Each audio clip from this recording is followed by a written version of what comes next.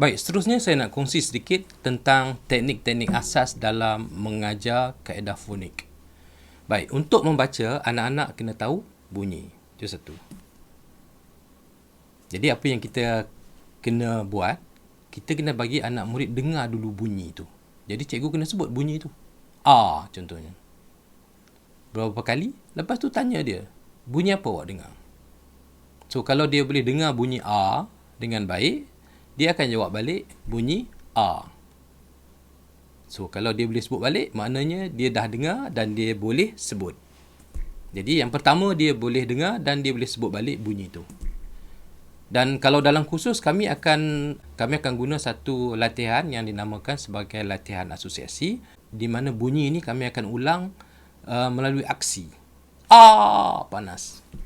Menjerit panas. Untuk membantu dia ingat. Kemudian, barulah kami akan tunjuk simbol. So, dalam kaedah fonik, kita bagi dia dengar bunyi, dia sebut balik, kita buat aksi, lepas tu baru kita tunjuk simbol. Kita tidak tunjuk terus simbol sekali dengan bunyi. Bunyi dulu, dengar, ulang balik, baru simbol. Itu yang pertama.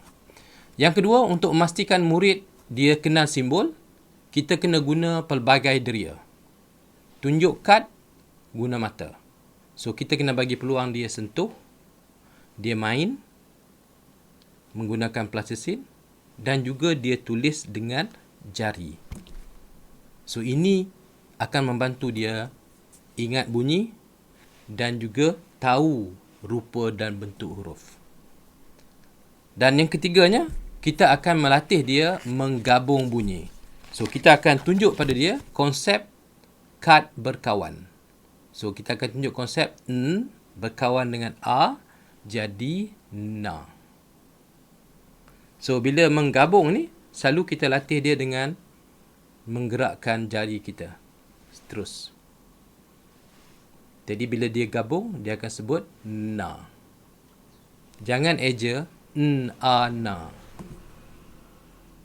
So, ini teknik ringkas bila kita ajar dia membaca dengan kaedah fonik. Bagi dengar dulu, ulang sebut, buat aksi, tunjuk simbol, lepas tu ajar dia menggabung bunyi tersebut menggunakan kad-kad huruf. Baik, seterusnya saya akan kongsikan beberapa idea bagaimana cikgu dapat laksanakan pengajaran ini dalam kelas di tadika dan di sekolah dengan berkesan. Pertamanya, konsep kami dalam mengajar adalah menggunakan kaedah kelas, bukan kaedah individu. Maksud kaedah kelas ialah kita akan mengajar ramai-ramai. Kalau di tadika ada 15-20 orang, kita akan ajar 15-20 orang. Kalau di sekolah ada 30 orang. Ataupun kalau di sekolah kita ada kelas pemulihan, kita ambil dan grupkan kepada kumpulan kecil. Mungkin 5 hingga 10 orang. Tetapi setiap sesi mesti dibuat dalam semaksimum 30 minit. Jangan lebih 30 minit kerana biasanya budak hanya belajar 15 hingga 20 minit pada satu-satu masa. Cuma, kalau boleh, sesi itu dibuat kerap. Kalau boleh, 5 kali seminggu. Bagi murid-murid pemulihan, bagi murid-murid di tadika, kalau boleh, 1 minggu kita buat 5 kali. Kalau dapat, setengah jam. Kalau tidak, sekurang-kurangnya 3 kali seminggu. So, 30 minit, 3 hingga 5 kali seminggu. Lagi kerap, lagi bagus. Dan kalau boleh, jangan buat satu sesi 1 jam. Ataupun satu sesi 2 jam. Sebab dia tidak berkesan. Yang seterusnya, ikut susunan buku. Kami dah susun buku kalau bacaan aku tu secara sistematik. Buku 1 dan 2 ni ada 8 bunyi yang kita akan guna untuk ajar bunyi dan sebagai asas gabung bunyi. Bila dia mula dapat menggabung bunyi, kita guna buku 3, 4 dan 5 untuk melancarkan bacaan dia. Buku 6, kita akan latih dia gabung satu bunyi lagi. Ban, bin, bun. So, konsepnya gabung satu bunyi lagi. Dan bila dia dah faham konsep tu, kita boleh ajar gabungan O, E, dalam buku 7 dan membaca perkataan-perkataan yang panjang dalam buku 8. Dalam bahasa Inggeris, kami dah susun buku kami berdasarkan 3 level. Satu disebut sebagai beginner, read easy beginners. Satu lagi intermediate, satu lagi advanced. So bahasa Inggeris ni pelik sikit. Jadi bahasa Inggeris ni ada banyak bunyi berbanding dengan bahasa Melayu. Kalau bahasa Melayu ada 31 bunyi saja, bahasa Inggeris ada 44 bunyi. Di tadika, kita biasanya meletakkan target. Kalau boleh, budak 5 tahun boleh membaca dalam bahasa Melayu dan budak 6 tahun akan belajar bahasa Inggeris. So, cadangan kami ialah mulakan dengan bahasa yang lebih senang, iaitu bahasa Melayu. Fonik dalam bahasa Melayu lebih senang berbanding dengan bahasa Inggeris. Jadi kalau boleh, di tadika, yang 5 tahun belajar fonik dalam bahasa Melayu, nanti bila dia dah lancar dan boleh membaca buku 6 kami, di mana dia dah boleh gabung 3 bunyi, jadi bad. Masa tu cikgu boleh perkenalkan membaca dalam bahasa Inggeris, sebab dalam Read Easy kita akan latih mereka membaca perkataan 3 bunyi, contoh cat and bat. Jadi kalau dia dah ada kemahiran menggabung 3 bunyi dalam buku 6 bacaan aku, mudahlah bagi mereka untuk menggabung k, a, t dalam bahasa Inggeris. Itu cadangan kami.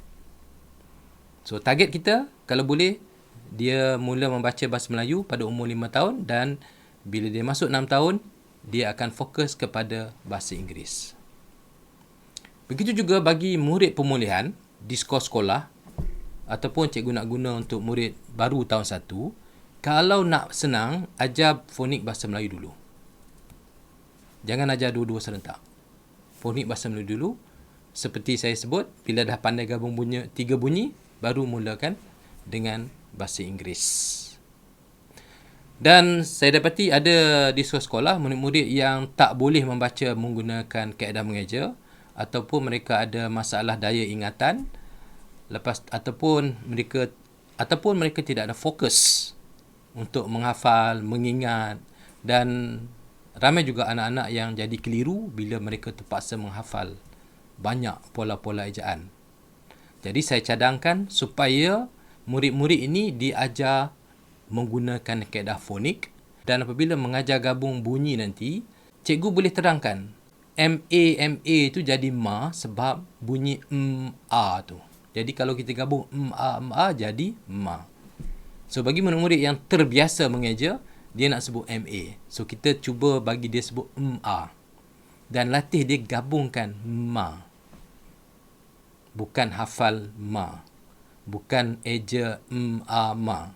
Tapi menggabungkan bunyi dengan a jadi ma. So kita nak pindah daripada cara dia menghafal dan mengeja tu kepada menggabung bunyi. Itu cadangan kami. So pada peringkat awal, mungkin mereka akan sekali-sekala akan cuba nak eja. Kita jangan marah, bagi peluang untuk dia sebut bunyi dan bagi peluang, bagi galakkan supaya dia dapat gabung bunyi tersebut. So pengalaman kami bagi murid pemulihan dalam 2-3 minggu tu, insya-Allah boleh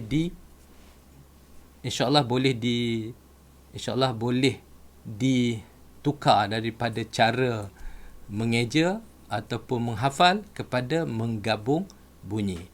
So bila dia dapat menggabung bunyi tu, dia akan membantu dia membaca perkataan-perkataan lain ataupun suku kata lain.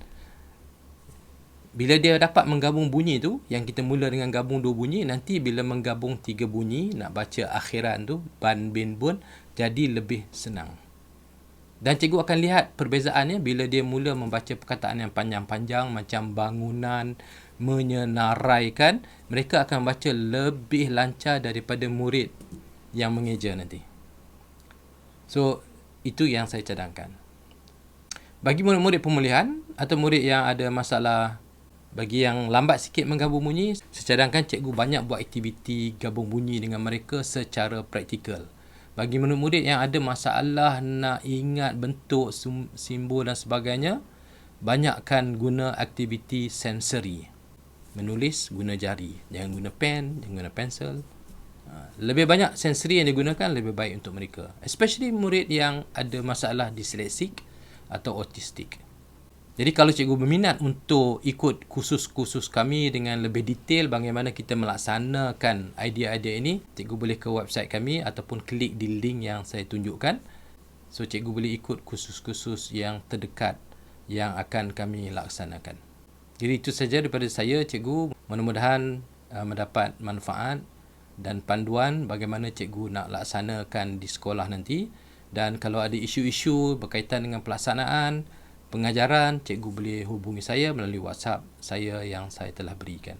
Terima kasih cikgu. Kalau ada kebaikan, tolong sebar-sebarkan. Sekian, Assalamualaikum dan salam sejahtera.